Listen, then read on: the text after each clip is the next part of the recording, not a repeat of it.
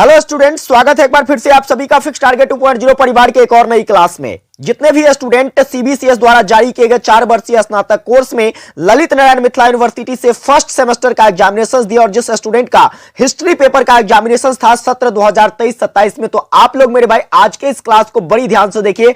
बहुत खुशी हुई आज के इस क्वेश्चंस को देखकर कि मैंने आपको जो पढ़ाया था हूबहू वहीं से प्रश्न आए हैं।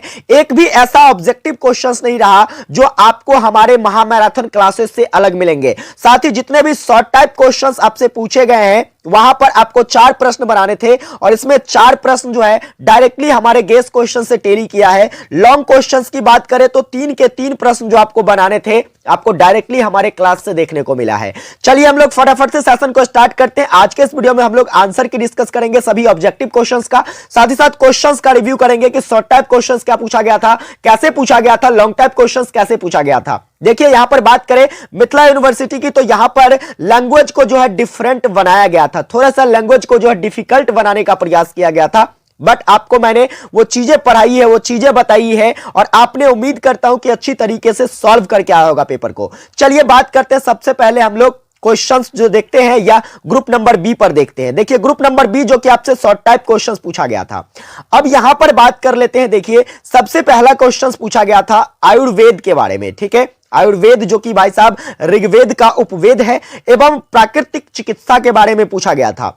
वैसे कहे तो इस पर मैंने डिटेल एक्सप्लेनेशन करके आपको क्लास प्रोवाइड नहीं किया था, बट थोड़ी बहुत जो है इस पर चर्चा करी थी। आगे भारतवर्ष की अवधारणा, इस पर तो मैंने कंप्लीट क्लास प्रोवाइड किया है। अगर आपने नहीं देखा है तो आप जरूर देख लेना प्लेलिस्ट में जाकर। और प्यारे बच्चे जो आप क्लास किए हैं कमेंट करके आप बता सकते हैं कि क्या मैंने आपको ये क्लास करवाया था या नहीं। पहला क्वेश्चन यहां से क्लियर हो जाता है। दूसरा बात करें तो देखिए यहां पर जो है दिक् एवं समय की भारतीय अवधारणा, ये मैंने आपको नहीं पढ़ाया था, लेकिन ये क्वेश्चंस तो मैंने आपको गेस करके बताया था कि जनपद और ग्राम स्वराज की अवधारणा को पढ़ लेना, निश्चित तौर पर ये पूछे जाएंगे प्रश्न। आगे भाई साहब वसुधैव कुटुंबकम, वसुधैव कुटुंबकम निश्चित तौर पे आपको मैंने कंप्लीट क्लास करवाया था वसुधैव कुटुंबकम का और देखिए डायरेक्टली क्वेश्चंस आपको टैली कर गया है। यहां पर बात करें तो देखिए ये 5 क्वेश्चंस पूछे गए थे, ठीक है। कितने क्वेश्चंस पूछे गए थे? 5 क्वेश्चंस, इसमें से 3 क्वेश्चंस टैली किया है। एक क्वेश्चंस आपने अगर अलग से पढ़ा होगा तो कंप्लीट कर लिया होगा। देखिए मैंने वैसे उम्मीद थी कि 6 क्वेश्चंस पूछे जाएंगे लेकिन आपसे 5 ही क्वेश्चंस पूछे गए थे। अब बात करते हैं शॉर्ट टाइप क्वेश्चंस की।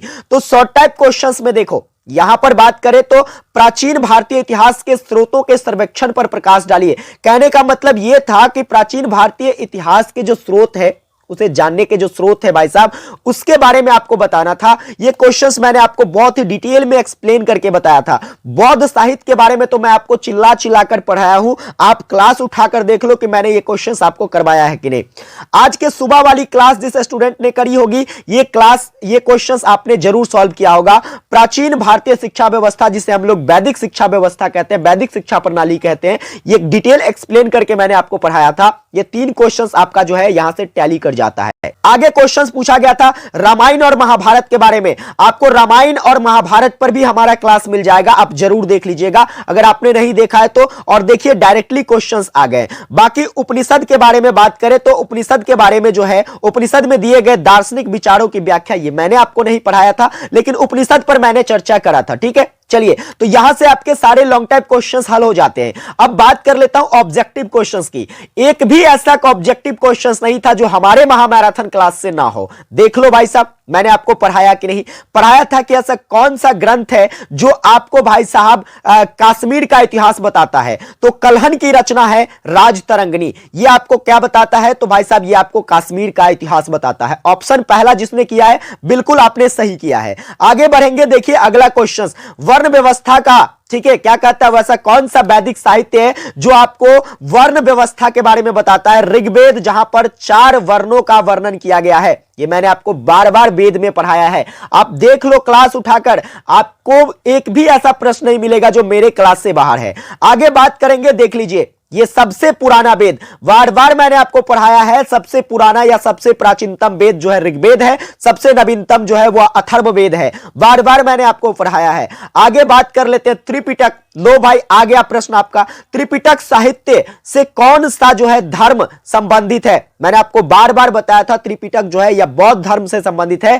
त्रिपिटक का अर्थ होता है तीन पिटक, तीन पिटारा, यह सुबह में भी मैंने आपको डिटेल में पढ़ाया था। आगे बात कर लेते हैं, देखिए आगे भाई साहब क्या है, तो आगे पूछा गया किस भाषा में बौद्ध साहित्य, ये सुबह सुबह तो पढ़ाया है, पाली भाषा में लिखा गया था बौद्ध साहित्य को। आगे बात करते हैं, देखिए अगला क्वेश्चन कहता है जैन साहित्य का, ठीक है, क्या कहता है, जैन साहित्य का सबसे प्रमुख भाग कौन सा है? तो आगम साहित्य। ये तो भाई साहब आपका बौद्ध साहित्य है, वेद तो होगा ही नहीं, ठीक है। आगम साहित्य जो है आपका जैन साहित्य से संबंधित है। चलिए आगे बात करते हैं, आपका चाणक्य का दूसरा नाम। लो भाई महामैराथन आपने करा था कि नहीं? चाणक्य का दूसरा नाम कौटिल्य होगा या फिर विष्णुगुप्त होगा, मैंने पढ़ाया था कि नहीं? तो यानी कि इसका सही आंसर क्या हो जाएगा आपका? ऑप्शन नंबर चौथा। आगे बात कर लेते हैं, लो आ गया प्रश्न। मैंने हर एक विश्वविद्यालय के बारे में आपको पढ़ाया था और यह भी बताया था कि भारत में उच्च शिक्षा प्राप्त करने के लिए सबसे प्राचीनतम केंद्र जो है आपका नालंदा विश्वविद्यालय है। चलिए आगे बात करते हैं अगला प्रश्न की। तो अगला प्रश्न ब्राह्मी लिपि। भाई साहब देखो, ब्राह्मी लिपि शिलालेख को जो है सबसे पहले अशोक का जो अभिलेख था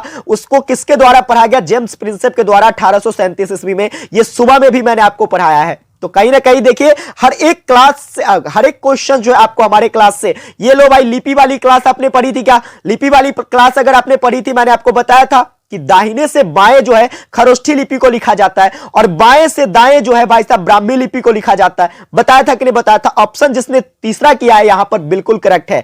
आपका कितना ऑब्जेक्टिव सही है आप हमें कमेंट करके जरूर बताइएगा और आपका एग्जामिनेशन आज का कैसा रहा ये फीडबैक हमें जरूर दीजिएगा, क्योंकि आपके हर एक फीडबैक से मुझे बहुत मोटिवेशन मिलती है, मुझे बहुत खुशी होती है कि भाई मेरा पढ़ाया गया चीज जो है आपको अच्छी तरीके से काम आ रहा है। तो चलिए विशेष ये क्लास आपको हेल्पफुल लगी हो, चैनल पर नए सब्सक्राइब नहीं किए सब्सक्राइब करके नोटिफिकेशन बेल को ऑन कर लीजिएगा। सेशन को एक प्यारा सा लाइक करके अपने सभी दोस्तों को भी जरूर शेयर कर देना। विशेष आप लोगों से अगली क्लास में मिलते हैं एक नए अंदाज में, एक नए जोश के साथ। जय हिंद, वंदे मातरम।